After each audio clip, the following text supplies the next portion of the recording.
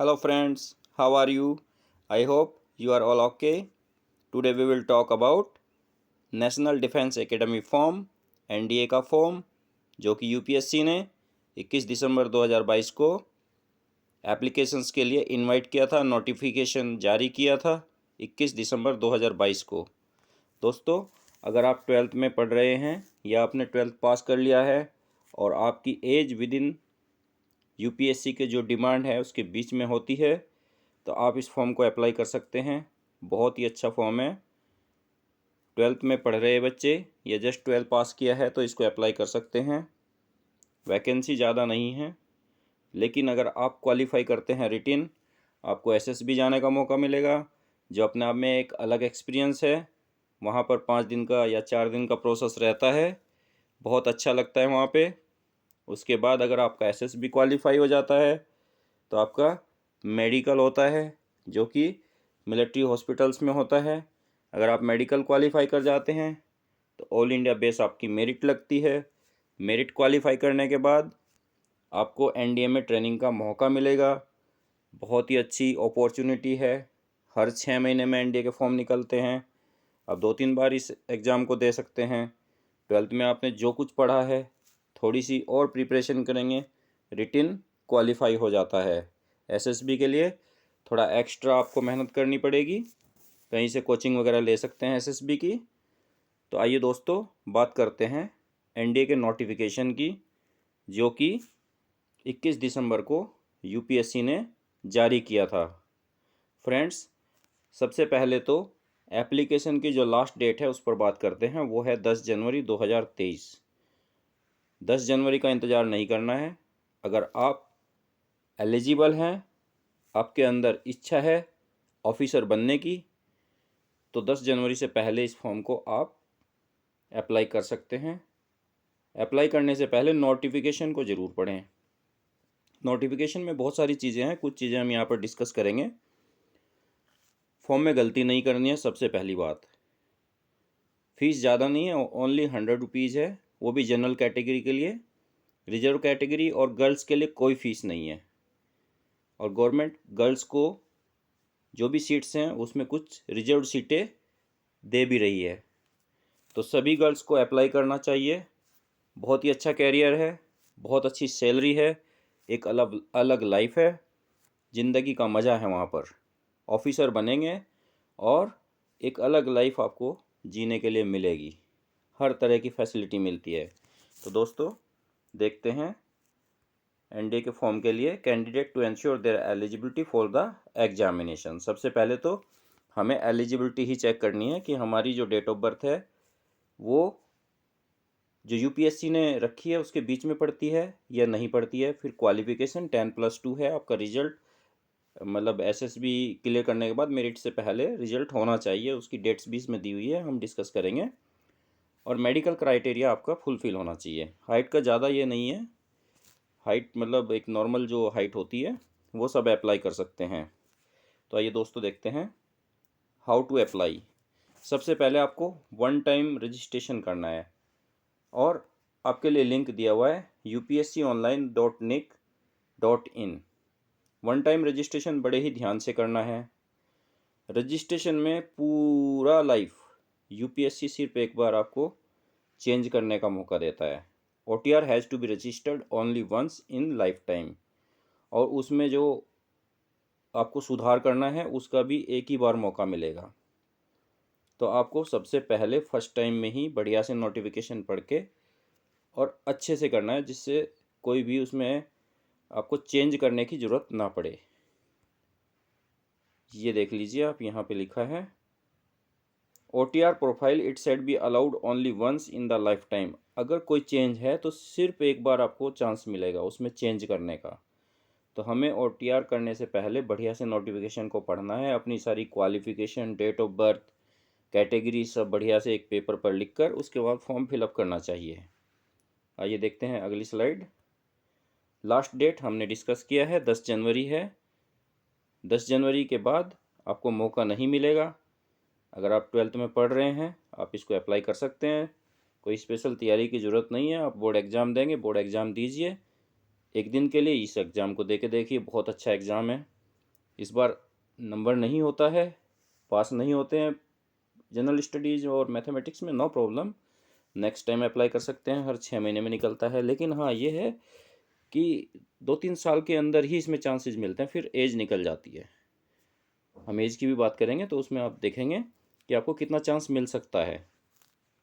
तो यहाँ देखिए दोस्तों, 10 तारीख लास्ट डेट है, और उसके बाद जो ई एडमिट कार्ड होता है वो 3 वीक्स पहले आपको जो है यूपीएससी की साइट पर मिलेगा। कोई जो है बाय पोस्ट आपको नहीं आएगा एडमिट कार्ड, आपको वहीं से लोड करना है। नोटिफिकेशन उसका आ जाता है कि आपका एडमिट कार्ड रेडी हो चुका है, आप इसको डाउनलोड कर लीजिए। अप्रैल में इसकी टेंटेटिव डेट है, तो उससे तीन वीक पहले, मतलब मार्च लास्ट और अप्रैल फर्स्ट वीक में आपको डाउनलोड करने के लिए मिल जाएगा। सबसे पहले हमें यही याद रखना है कि 10 जनवरी 2023 इसकी लास्ट डेट है, उससे पहले पहले अप्लाई करना है।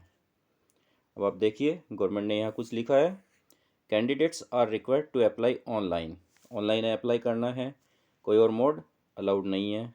दूसरा जो लाइन लिखा है वो गर्ल्स के लिए लिखा है, government strives to have a workforce which reflects gender balance and women candidates are encouraged to apply. Girls के लिए स्पेशली मतलब यहाँ पे लिखा हुआ है कि उन्हें अप्लाई करना चाहिए। दोस्तों 16 अप्रैल 2023 को ये टेस्ट हो सकता है, जिसमें क्या है, आर्मी, नेवी और एयरफोर्स विंग की जो है एनडीए का जो है 151st कोर्स है ये। इससे पहले 150 कोर्सेज़ के लिए भर्तियां हो चुकी हैं। जब से भारत आज़ाद हुआ तब से लेके अभी तक 150 कोर्स कंडक्ट हो चुके हैं एनडीए में, और 151वां ये कोर्स है। और इंडियन नेवल एकेडमी के लिए ये 113वां कोर्स है, जो 2 जनवरी 2024 से स्टार्ट होंगे। तो 2023 में आपको रिटीन देना है, उसके बाद फिर एसएसबी अप्लाई करना है। एसएसबी का कॉल आएगा आपके पास अगर आप क्वालिफाई करते हैं।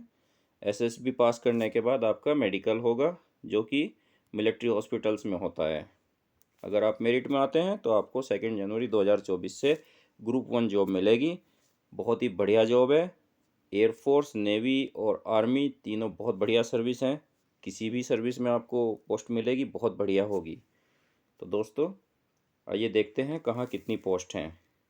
नेशनल डिफेंस एकेडमी ये जो है आर्मी, नेवी और एयरफोर्स के लिए ट्रेनिंग कराता है। तो उसमें आर्मी के लिए देखिए 208 पोस्ट हैं, जिसमें से 10 जो है फीमेल कैंडिडेट के लिए हैं। आर्मी के लिए 208 पोस्ट हैं, 10 फीमेल कैंडिडेट के लिए हैं, बहुत अच्छा अवसर है। नेवी के लिए 42 पोस्ट हैं, 3 posts are reserve for female candidates, 3 लड़कियों के लिए हैं। एयरफोर्स में फ्लाइंग फाइटर पायलट और ट्रांसपोर्ट पायलट जो बनते हैं, फ्लाइंग की टोटल, या हेलीकॉप्टर पायलट बनते हैं, टोटल 92 वैकेंसी हैं। वो तो एयरफोर्स डिसाइड करेगी कि उसमें से फाइटर में कौन जाएगा, ट्रांसपोर्ट में कौन जाएगा और हेलीकॉप्टर में कौन जाएगा। लेकिन 2 सीट जो है फीमेल कैंडिडेट के लिए फ्लाइंग में रिजर्व हैं। ग्राउंड ड्यूटीज़ में 18 सीट्स है टेक्निकल के लिए, जिसमें 2 सीट फीमेल कैंडिडेट्स के लिए रिजर्व हैं। ग्राउंड ड्यूटीज़ नॉन टेक ये भी बहुत अच्छी है, लॉजिस्टिक्स, एडजुटेंट और जो अदर ऑफिसर्स होते हैं, एजुकेशन ऑफिसर, उसमें 10 पोस्ट हैं, और 10 पोस्ट में 2 फीमेल कैंडिडेट के लिए रिजर्व हैं। तो बहुत बढ़िया अपॉर्चुनिटी है। और जो नेवल एकेडमी है इसमें फीमेल कैंडिडेट्स नहीं है, 25 सीटें हैं, और 25 जो है मेल कैंडिडेट के लिए ही हैं वो। तो आप एनडीए पे फोकस कीजिए और बढ़िया से जो है सभी बहनें और भाई इसके लिए अप्लाई करें, बढ़िया से तैयारी करें, एनडीए का एग्ज़ाम दें। हर साल इतनी ही वैकेंसी निकलती हैं, लगभग 300 350। आपको उसी में अपनी सीट रिजर्व करनी है, इससे ज़्यादा बढ़ने वाली नहीं है। आप सोचेंगे इससे ज़्यादा कभी आएगी, नहीं आएगी, इतनी ही सीटें आती हैं हर 6 महीने में। उसी में अपना एक स्थान सुरक्षित करना है, मेहनत करनी है। आइए दोस्तों देखते हैं अगला स्लाइड। इसमें क्या है, सेंटर ऑफ एग्जामिनेशंस हैं। तो ये सब सेंटर हैं, आप वीडियो को पॉज करके इसको देख सकते हैं, स्क्रीनशॉट ले सकते हैं अप्लाई करने से पहले, या फिर नोटिफिकेशन में अच्छे से पढ़ सकते हैं। नोटिफिकेशन की ही ये स्लाइड बनाई गई है मेरे द्वारा। तो आप इसके बाद देखिए कंडीशंस ऑफ एलिजिबिलिटी। तो हम सब तो इंडियंस हैं, इसलिए कोई प्रॉब्लम नहीं है, भारतीय नागरिक इसके लिए अप्लाई कर सकते हैं। बाकी और भी क्राइटेरिया दिया हुआ है, नेपाल से हैं तो भी अप्लाई कर सकते हैं, और नंबर 3 पे भी कुछ चीज़ें दी गई हैं माइग्रेशन से संबंधित, वो आप पढ़ सकते हैं। वैसे इंडियंस के लिए कोई प्रॉब्लम नहीं है। यहाँ पे देखिए एज लिमिट, सबसे इम्पोर्टेंट ये है, 2 जुलाई 2004 के बाद अगर आपका जन्म हुआ है, या 2 जुलाई 2004 से 1 जुलाई 2007 के बीच, मतलब आपको ये लगा लो इसमें 5-6 चांस मिल सकते हैं। जनरली 4 चांस के आसपास कैंडिडेट्स अप्लाई कर पाते हैं। तो अगर आपकी डेट ऑफ बर्थ इस 2 जुलाई 2004 से 1 जुलाई 2007 के बीच है तो आप इसके लिए अप्लाई कर सकते हैं। बढ़िया से मेहनत कीजिए। 10th में आपकी जो डेट ऑफ बर्थ है वही वैलिड मानी जाती है। तो आप जो है एक टारगेट बनाइए, एनडीए क्लियर करना है, फॉर्म भरिए बढ़िया से नोटिफिकेशन पढ़ के, और अपने चांस को अवेल कीजिए। अगर आपको नॉलेज है, आपके अंदर भूख है कुछ करने की, तो आप ज़रूर रिटन में पास होंगे। एसएसबी के लिए कोई कोचिंग वगैरह ले लीजिए, बढ़िया से तैयारी कीजिए, कुछ गाइडेंस ले लीजिए किसी सीनियर पर्सन से, फिर एसएसबी जाइए। एसएसबी का बहुत बढ़िया एक्सपीरियंस होता है। एसएसबी क्वालिफाई करने के बाद मेडिकल होगा, मेडिकल क्वालिफाई करने के बाद मेरिट लगती है, और मेरिट में अगर आ गए तो फिर तो ज़िंदगी स्वर्ग हो जाती है। आइए दोस्तों देखते हैं आगे। अब यहाँ पर देखिए बहुत इंपॉर्टेंट चीज़ लिखी हुई है, एजुकेशनल क्वालिफिकेशन। यहाँ पे 2 तरह के पेपर होते हैं। पेपर 1 होता है मैथमेटिक्स का, और पेपर 2 होता है जनरल स्टडीज़ का, जिसमें इंग्लिश और अपना जो है जनरल स्टडीज़ होता है, current affairs, physics, chemistry, general science, geography, history, polity. तो यहाँ पर क्या है, आर्मी विंग के लिए आप आर्ट साइड से हैं तो भी अप्लाई कर सकते हैं। वहाँ पे मैथमेटिक्स का पेपर आपको नहीं देना पड़ेगा। हाँ, लेकिन अगर एयरफोर्स और नेवी विंग के लिए आप एलिजिबल हैं, यानी आपके पास फिजिक्स, केमिस्ट्री और मैथमेटिक्स 10+2 में होना चाहिए, तो आप उसके लिए जो है फॉर्म में ऑप्शन आएगा, तो आप फिर मैथ्स का पेपर भी आपको देना पड़ेगा। ओटीए के लिए या आर्मी के लिए ये ज़रूरत नहीं है। आर्मी के लिए सिर्फ आपका जनरल स्टडीज़ का पेपर होगा, वो क्वालिफाई करने के बाद आपको एसएसबी का चांस मिलेगा। लेकिन एयरफोर्स और नेवी में जाना है तो उसके लिए आपके पास 12th में फिजिक्स, केमिस्ट्री, मैथमेटिक्स 10+2 लेवल पर होना चाहिए। तो यही मेन क्वालिफिकेशन है। इसके बाद देखते हैं फ़ी में क्या है। यहाँ पर ओनली 100 रुपीज़ फ़ीस है जनरल कैंडिडेट्स के लिए, और जो रिजर्व कैटेगरी हैं या फीमेल कैंडिडेट हैं, लड़कियों के लिए कोई फ़ीस नहीं है। तो आप इसको ज़रूर अप्लाई कीजिए और अपना एक अच्छा कैरियर बनाइए। हाँ, अगर आप रिटेन में क्वालिफाई होते हैं तो आपको एसएसबी जाने का जो फर्स्ट टाइम का खर्चा है आने जाने का, वो जो है यूपीएससी द्वारा दिया जाएगा। ये जो है मतलब आप जहाँ पे भी एसएसबी जाएंगे वहाँ वो प्रोवाइड कर देते हैं। तो इसको आप ध्यान से पढ़ सकते हैं नोटिफिकेशन में भी। स्कीम ऑफ एग्जामिनेशन के बारे में मैंने बताया है कि एक मैथमेटिक्स का पेपर है, दूसरा जनरल एबिलिटी टेस्ट है। तो मैथमेटिक्स में 2.5 आवर्स में आपको एग्ज़ाम फिनिश करना है जो 300 मार्क्स का होता है, और जनरल एबिलिटी टेस्ट 600 नंबर का होता है।